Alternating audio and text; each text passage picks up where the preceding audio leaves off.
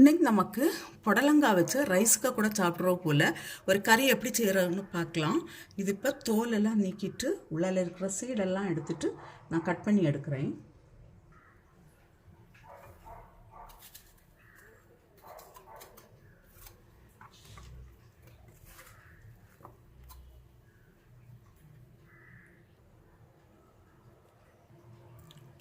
இப்போ இந்த கறிக்கு கொஞ்சம் துவரம் பருப்பும் கொஞ்சம் பாசிப்பருப்பும் எடுத்து நான் ஊற போட்டிருக்கேன்.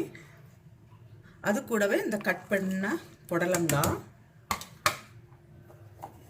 சின்ன வெங்காயத்தில் ஒரு 10 போல் சின்ன வெங்காயம், பூண்டு ஒரு 10 போல், பச்சை மிளகா 1.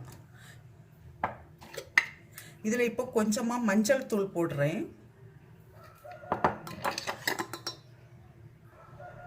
சால்ட்டு,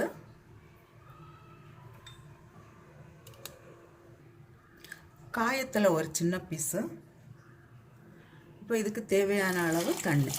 இதை இப்போ நான் குக்கரில் ஒரு ரெண்டு விசில் வார தர வேக வச்சு எடுக்கிறேன். இப்போ இந்த கறிக்கு ஒரு மசாலா ரெடி பண்ணணும். அதுக்கு கொஞ்சம் 3/4 கப்பு போல் தேங்காய், 1/2 ஸ்பூன் ஜீரகம், கொஞ்சம் கருவேப்பிலை. இதை இப்போ நான் மிக்சியில் கொஞ்சம் தண்ணி விட்டு அரைச்சி எடுக்கிறேன். கொஞ்சமாக இதில் மஞ்சள் தூளும் சேர்த்து அரைக்கிறேன். புடலங்காய் நல்லாவே வெந்திருக்கு.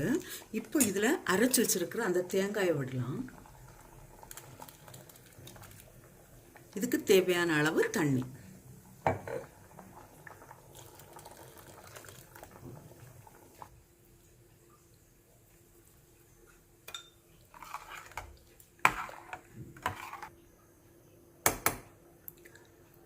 இந்த கறி கொதிக்க தொடங்குது. நான் இப்போ இதை ஆஃப் பண்ணுறேன். இதுக்கு ஒரு தாளிப்பு கொடுக்கலாம்.